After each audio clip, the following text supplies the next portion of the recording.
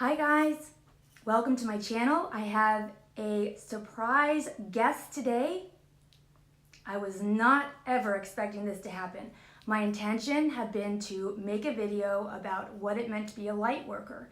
I wanted to use a quote by Martin Luther King and also reference at a high level some of his contradictions when he was in human form.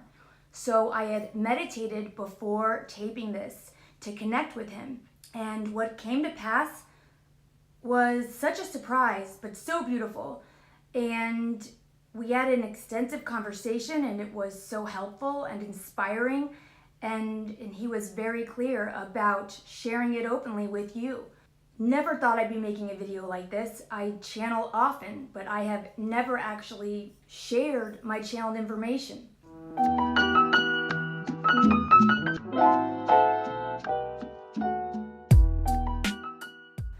My name's Susan. If you've never met me, hello. I was born clairvoyant and I had a heck of a time growing up. Finally, I had a near-death experience in 2017 that crystallized my calling, and today I am a spiritual mentor for awakening women. So, what it means to be a light worker. The long and short of it is this. It means you are here intentionally in this time space, in this day and age, in your birth family, in your set of personal circumstances, no matter what they are. You're here intentionally for one reason, which is to serve in whatever way that you are uniquely useful. That is your way, that is your purpose, and we all actually have an array of potential purposes, but there is always some kind of a resonant signature to your purposes. There will always be a theme there. And as a light worker, that is why you are here. And the quote I wanted to really base this talk on from Martin Luther King is this: anybody can be great because anybody can serve. I love this quote. It actually anchors the week of my mentorship program that deals with the heart chakra. It's so beautiful and so simple and so true. So what I wanted to ask of Martin Luther King is it all right if I share that quote? And most importantly, if I mention in a general way some of the ways where when you were in your human form as Martin Luther King, people likely haven't heard about and could potentially be surprised to hear. And so I sat down, I meditated, I asked him, I wanted to connect, and I said, in just a moment, I could feel him with me.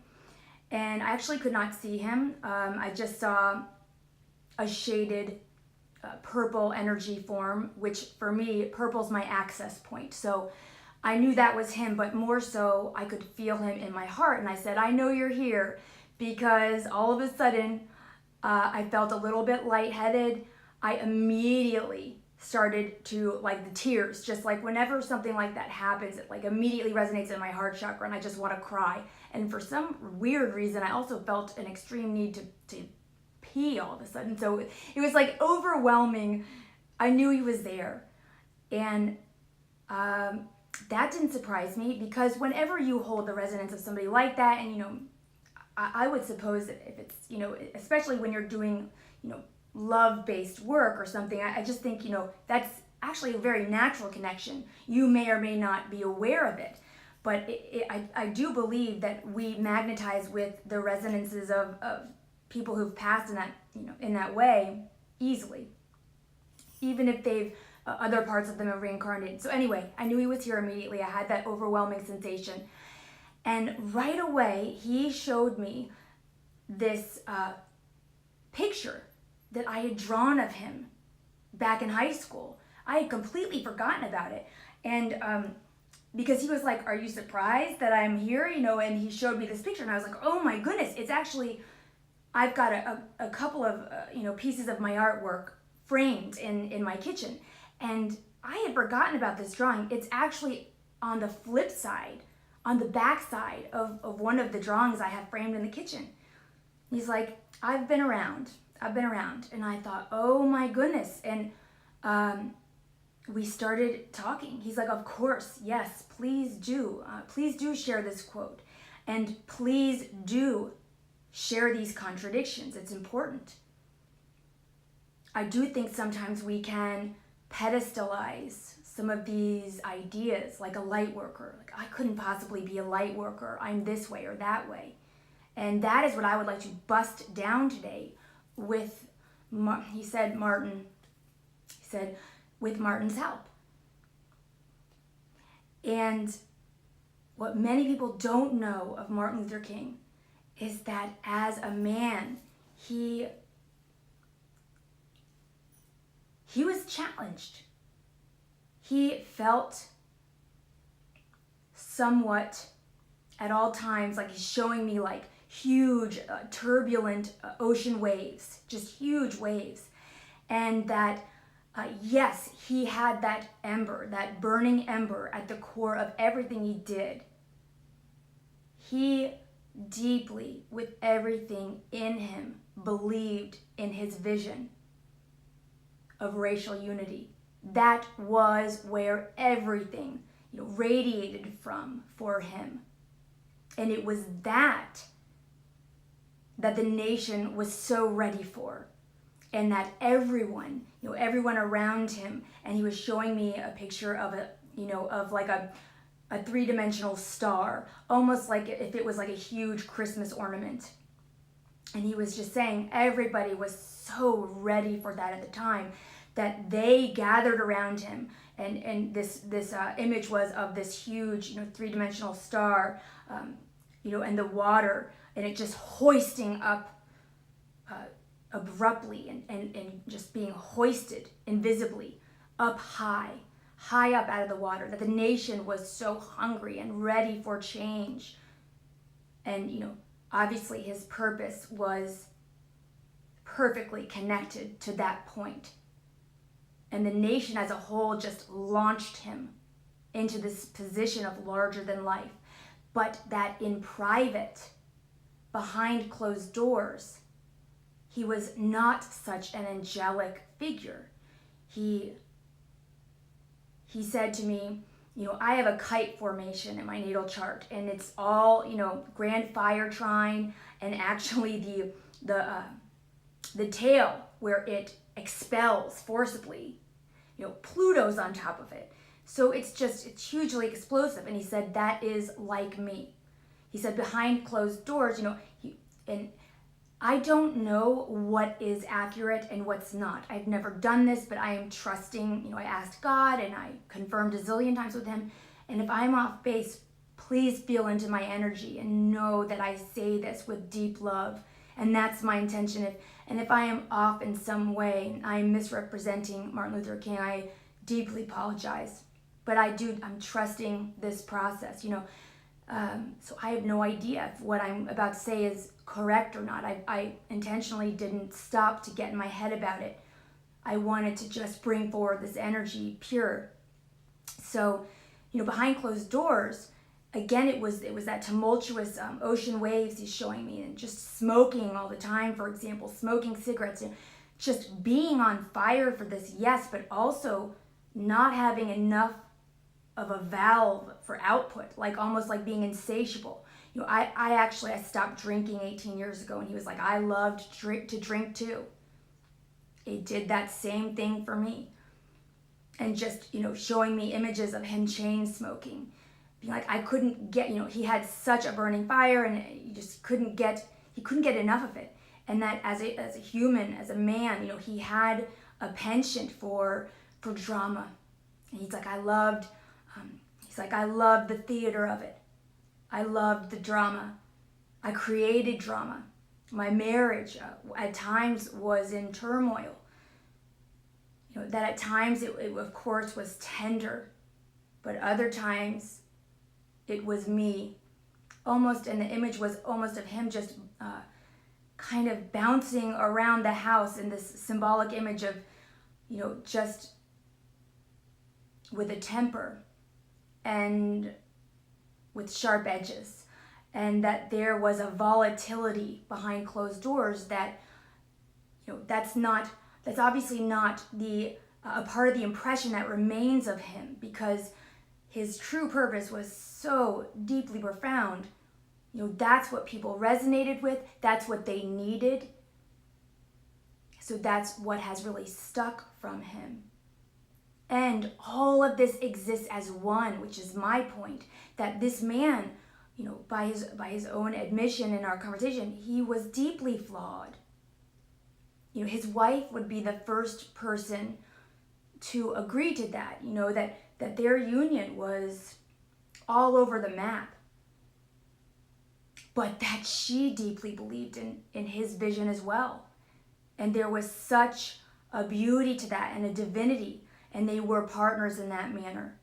And especially with her caretaking his reputation and the impact of his work and spreading it and so forth, that they were divine partners, even though the ins and outs of their marriage could be, the word shit show just came to my mind. It didn't sound like him either. I don't know where that came from, but that's not what he's remembered for. But that was absolutely a part of him. He was just like you and I are, warts and all. But look at what he accomplished, even with these traits that you could conceivably call flaws. Look at the good he did. Look at how his dream, his vision, he launched that into the collective at the time. And it became reality. That is amazing, and that's what can happen when we align. When we align with that one thematic energy signature. We all have it. We've all lived endless different lives. We are of the eternal. But there tends to be a theme that follows us no matter which lifetime we're in. And it's all happening all at once, but typically with each of us, there's a flavor or a character or a theme to what we resonate with and what moves us and what we feel impelled to investigate and perhaps carry out and help with. And this has nothing to do necessarily with your job, but as a light worker,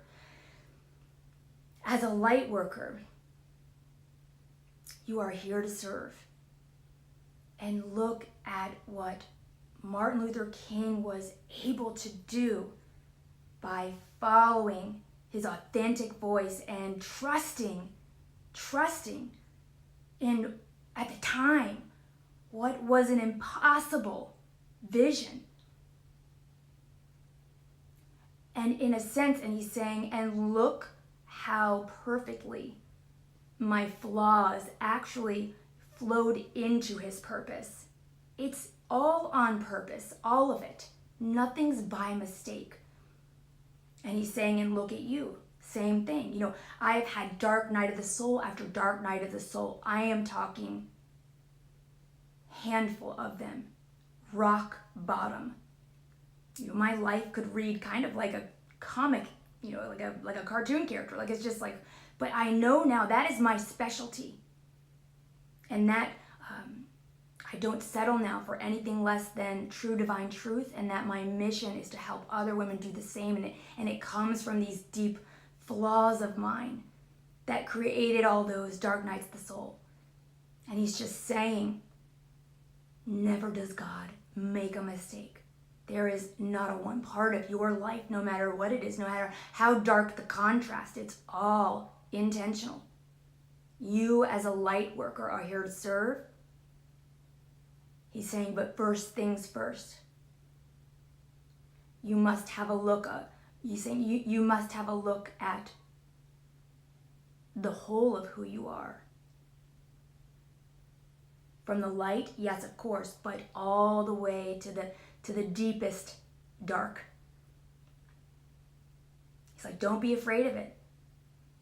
Don't be afraid. It is only by those deep dives, by looking at that, by being honest with yourself and getting help where you may need help and integrating that all in. He's like, my flaws really served as some of my greatest jet fuel. He's like, yes, I was a diva. I loved drama.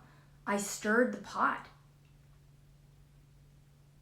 And sometimes he's saying, I did so in a cruel way, just because I could. He's saying, but look at the upside of that. Yes, I know I caused hurt.